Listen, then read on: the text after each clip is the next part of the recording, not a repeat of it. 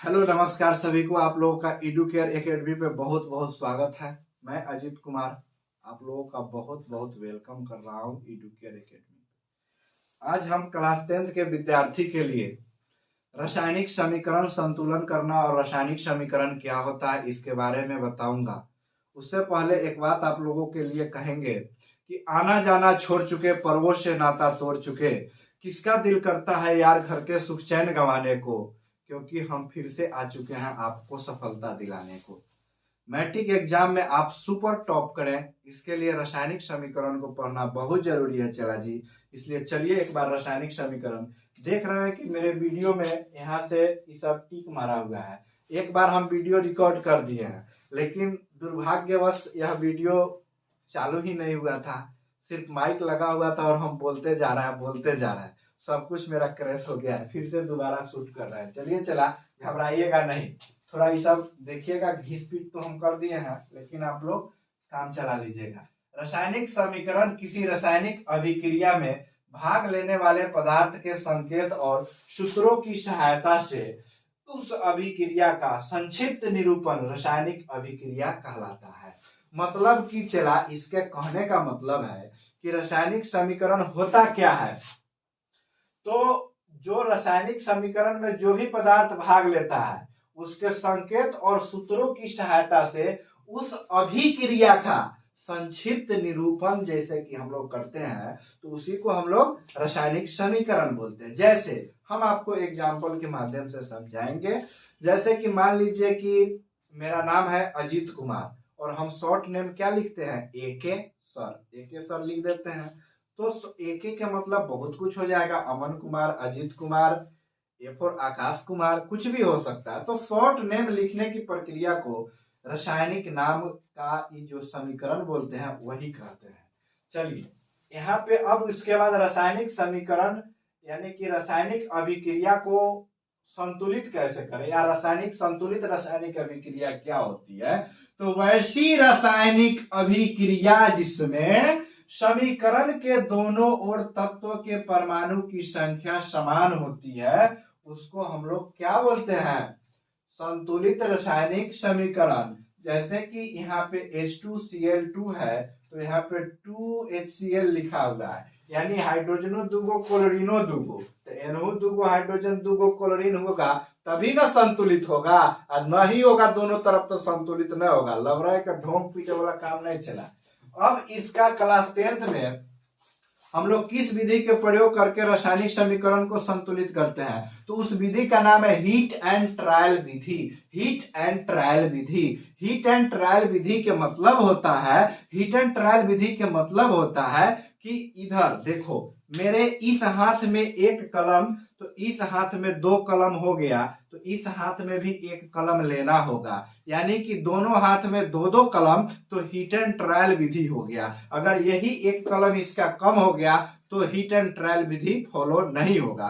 कहने का अर्थ है मेरे चेला जी, कहने का अर्थ है मेरा कि अगर यहाँ दूगो हाइड्रोजन तो यहाँ दूगो क्लोरीन, तो यहाँ दूगो हाइड्रोजन दूगो क्लोरीन, यह विधि के नाम है हीट एंड ट्रायल। यानी कि इसका गुणक देखते हैं चला जी, इसका गुणक यानी कि 2 से गुना है, तो एहो में 2 से गुना है तो एहो में 2 से गुना है, यानी कि दोनों के कोफिशिएंट देखते हैं। कोफिशिएंट के मतलब गुणक, और गुणक के प्रयोग करके हम लोग जब रासायनिक समीकरण को संतुलित करते हैं तो उसे हीट एंड ट्रायल मेथड बोलते हैं। और हीट एंड ट्रायल मेथड से हम यहाँ पे संतुलित करके बताए हैं। जैसे कि मैग्नीशियम यानी Mg प्लस HCl, MgCl2 या प्लस H2, तो Mg में क्या है, Mg में एक वो मैग्नीशियम है, क्लोरीन में एक क्लोरीन है, हाइड्रोजन में एक वो हाइड्रोजन है।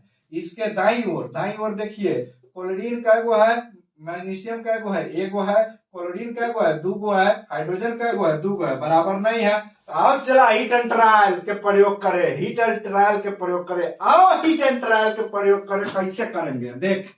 मैग्नीशियम एगो है एन, तो एनहु मैग्नीशियम एक होना चाहिए, एगो है, एगो एन तो एगो एन। अब ओकरा बाद हाइड्रोजन दूगो है, देख एकर कोफिशिएंट गुणक 2 से गुना है, तो ये हाइड्रोजन से 2 से गुना होना चाहिए तभी जाके होगा, नहीं तो नहीं होगा। तो यहाँ दूगो, तो यहाँ देख क्लोरीन दूगो तो यहाँ दूगो, हाइड्रोजन यहाँ दूगो तो हाइड्रोजन यहाँ दूगो, यानी कि दोनों तरफ के गुणक गुणक गुणक गुणक 1000 बार कहो कोफिशिएंट, दोनों तरफ का कोफिशिएंट समान होना चाहिए। उसी विधि का नाम है हीट एंड ट्रायल विधि। हीट एंड ट्रायल विधि से बस कोफिशिएंट को देखते हैं और दोनों तरफ आंख मूंद के धुआं उड़ा दिए चला। अब देख Al प्लस H2SO4 यानी कि Al2SO4 के होल 3 और H2, तो एकरा के ई असंतुलित हो, तो संतुलित समीकरण एकर है 2Al plus 3H2SO4 2Al plus 3H2SO4 यानी कि Al2SO4 के होल 3 प्लस H2O। ठीक, ई हो गए संतुलित, गिन के तुम देख लेना।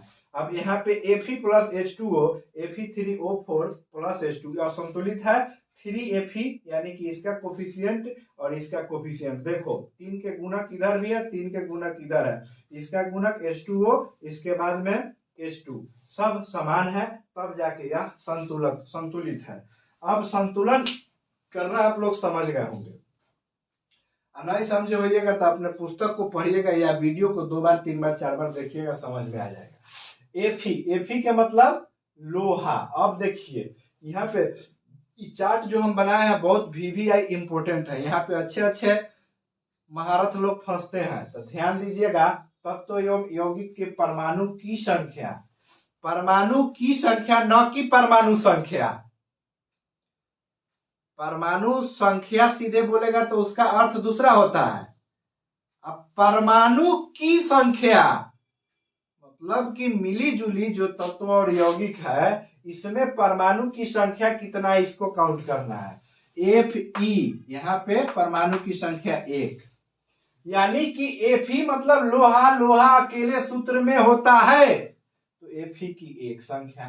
कैल्शियम Ca एगो, H2 दूगो, काहे दूगो, काहे दूगो, देख यहाँ H के साथ 2 बार गुना है यानी कि दूगो H है इसलिए दूगो। H2SO4 में 7 गो कैसे, अरे भाई H2 में पगला जाएगा लड़का, कहेगा ये मास्टर हमको पगलवा देगा एकदम। देखते देखते देखते देखते कैसे कैसे तो देख चला। H2SO4 है इसका नाम, H2SO4 है, इसमें काउंट करेंगे O4 तो O 4 गो, S एगो 5 गो, आई हाइड्रोजन का गो 2 गो, काउंट कर चला। कहां से आया ये देख, H2SO4 O 4 गो, S एगो 5 गो, हाइड्रोजन 2 गो, 7 गो, कहानी हो गया सही। CaSO4 6 गो कैसे गिन, ऑक्सीजन 4 गो, सल्फर एगो S मतलब एगो 5 गो, आ कैल्शियम एगो 6 गो। Ca3PO4 के होल 2 13 गो कैसे, यहाँ देख ऐसे, PO4 के होल 2 मतलब कि 4 1 5 5 दूना 10 10 और 3 13 गो हो गया। H3PO4 8 गो कैसे, देख यहाँ PO4 4 गो, एगो 5 गो, 5 3 8 गो। अब यहाँ देख CaOH के होल 2 5 गो कैसे, एगो हाइड्रोजन है, एगो हाइड्रोजन है, एगो ऑक्सीजन है, तो 2 2 2 दूनी 4 और 4 एगो कैल्शियम है, तो 5 हो गया। तो परमाणु की संख्या गिनना आप लोग सीख गए होंगे। परमाणु के लिए 2 वैज्ञानिक ने सिद्धांत दिया था, सबसे पहले डाल्टन चच्चा, ओकरा बाद रदरफोर्ड मौसा।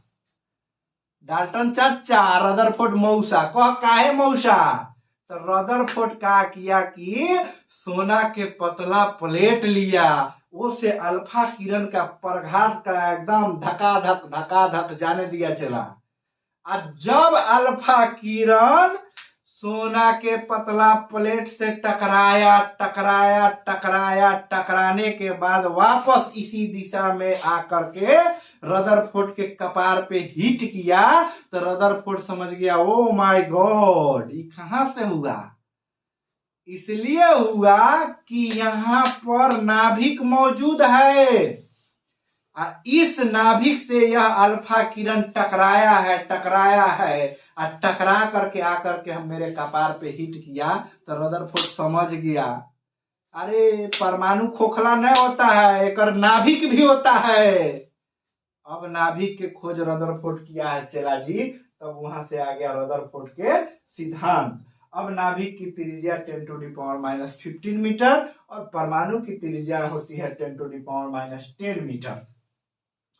तो इसके बाद में जब इतना हो गया चला जी, तो आप लोग कहिएगा कि इस पर आधारित प्रश्न कब कराइएगा। तो अभी और कल के क्लास में हम पढ़ाएंगे, तो आप लोगों को क्लास कराएंगे बढ़िया से थोड़ा, तब उसके बाद में प्रश्न कराएंगे, इसलिए चिंता नहीं कीजिएगा। क्योंकि इस बार छलांग तो तू ही मारेगा, ऐसा छलांग मारेगा कि तुम्हारे इर्द गिर्द कोई नहीं बच पाएगा।